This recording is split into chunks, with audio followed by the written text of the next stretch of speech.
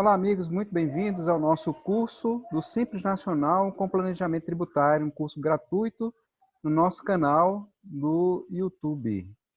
Nós vamos falar sobre os cálculos do Simples Nacional e os cálculos no lucro presumido, no lucro real e em seguida fazer um comparativo. Nós vamos demonstrar uma planilha para que a gente possa fazer um comparativo e tomar a melhor decisão. Inclusive até repensar, será que no mês de julho, por exemplo, se eu identificar que minha empresa no Simples Nacional está pagando mais tributo do que no lucro presumido, eu poderia fazer a alteração? Veja que pergunta. Nós vamos entender, porque via de regra nós não podemos. Mas existe alguma condição que eu poderia utilizar, algum artifício que eu poderia fazer, alguma forma legal para que eu pudesse mudar de regime de tributação no meio do ano, por exemplo?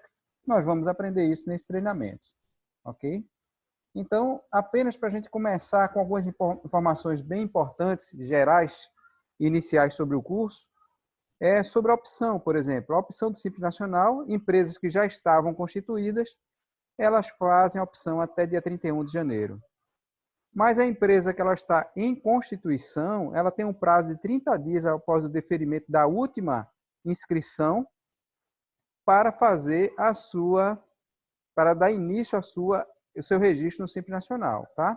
E esse deferimento de 30 dias após a última inscrição, ela vai contar de um prazo de 180 dias, se o CNPJ foi aberto até 31 de dezembro de 2019, e um prazo de 60 dias, se o CNPJ foi aberto a partir de janeiro, a partir de 2020. Se você tivesse alguma pendência impeditiva, poderia resolver em janeiro ainda, enquanto está no prazo, e daí solicitar o enquadramento. A gente vai ver quais são algumas situações que é impeditivo no Simples Nacional. Então, fique bem atento para isso, tá? Enquadramentos e desenquadramentos são efetuados diretamente no portal do Simples Nacional. E falando ainda sobre informações importantes a respeito do Simples Nacional, nós temos aqui o caso da contabilidade, ter escrituração contábil.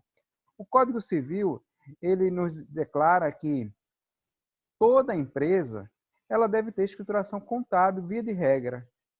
Os artigos 1179 e 1195 do Código Civil, eles tratam sobre isso.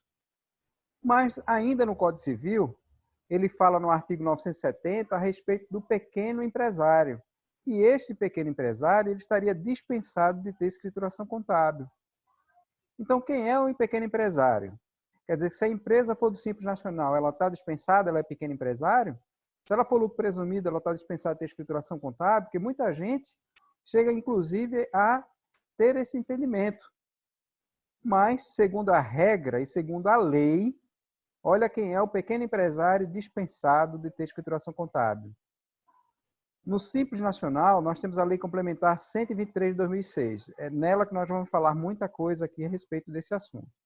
E nesse artigo aqui, ele fala que o pequeno empresário, para efeito de escrituração contábil do Código Civil, do artigo 970 e 1179 do Código Civil, é o empresário individual caracterizado como microempresa na forma da Lei Complementar que aufira a receita bruta anual até o limite do parágrafo 1º do artigo 18A, 81 mil a partir de 2018, ou seja, quem é?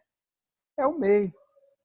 Apenas o MEI, que está classificado neste artigo 18A da Lei Complementar 123, é que estaria dispensado da obrigatoriedade pelo Código Civil de ter escrituração contábil.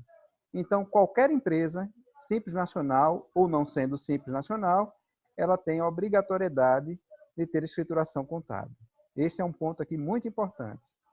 E deve-se observar também, com respeito ao Simples Nacional, as obrigações acessórias. Nós temos a DEFIS, que é a declaração semelhante à declaração do imposto de renda.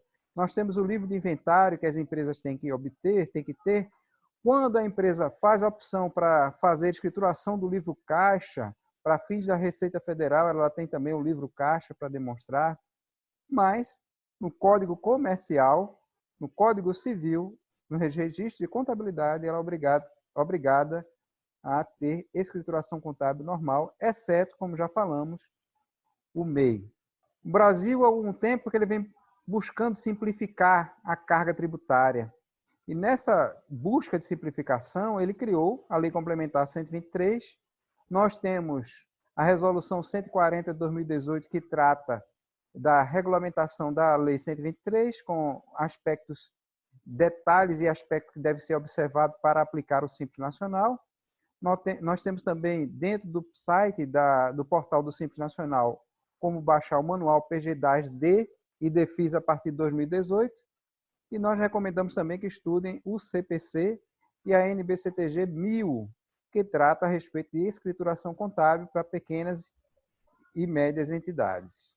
Então, essa é uma pequena introdução a alguns aspectos gerais que nós gostaríamos de passar antes do início propriamente dito dos nossos treinamentos, onde a gente vai começar a discorrer aqui informações importantíssimas sobre a Lei Complementar 123, os casos em que pode levar à exclusão da empresa do Simples Nacional e o efeito dessa exclusão.